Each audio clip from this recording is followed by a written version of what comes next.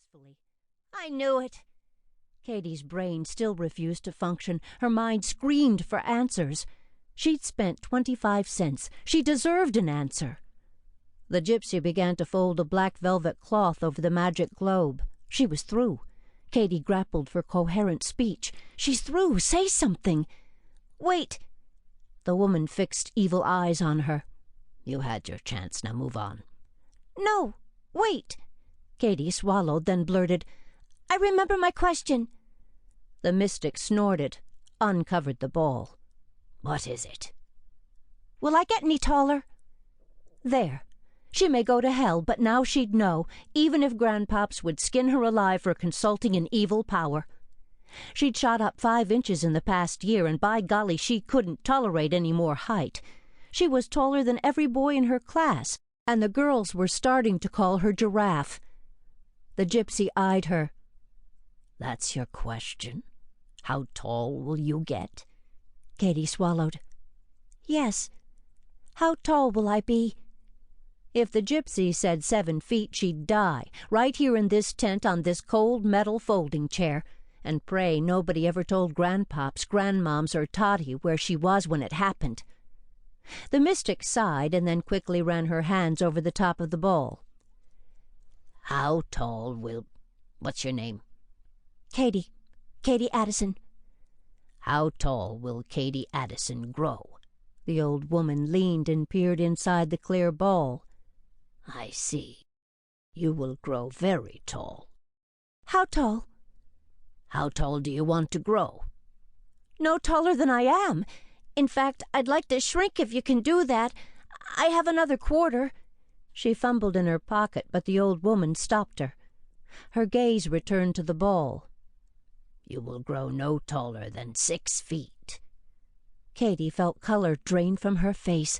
6 feet. A giant. A big, old, ugly giant. "But take heart, my child. Your forever love will come along early in life, but you will not recognize him.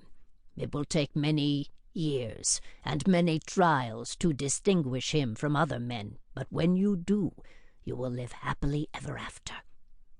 She reached for the velvet cover and draped the ball, and before Katie could blink, she disappeared through a colorful beaded curtain. Katie gaped at Essie, astounded. "Did you hear that? I'm going to be a giant." She nodded. "I heard. Sorry, but you have pretty hair." The girls got up, exiting through a maze of thick electrical cords. Music blared, screams came from the octopus, and the smell of popping corn filled the air. Everything seemed so normal, but Katie's life was over. Essie shouted above the confusion, "Want some cotton candy?" Numb, Katie nodded, putting one wooden foot in front of the other. She might as well eat until she burst. No man was ever going to want her.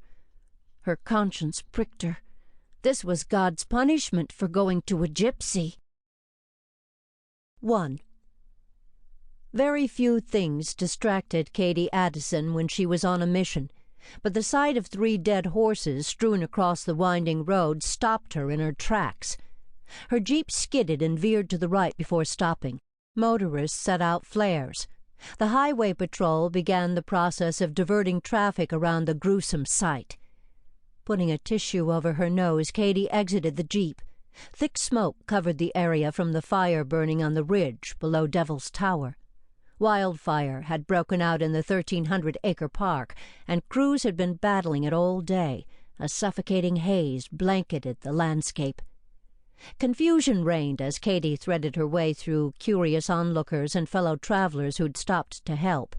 Her eyes focused on the black skid marks, and it didn't take a sleuth to see that the overturned truck and stock trailer had veered to the center and jackknifed, blocking most of the road.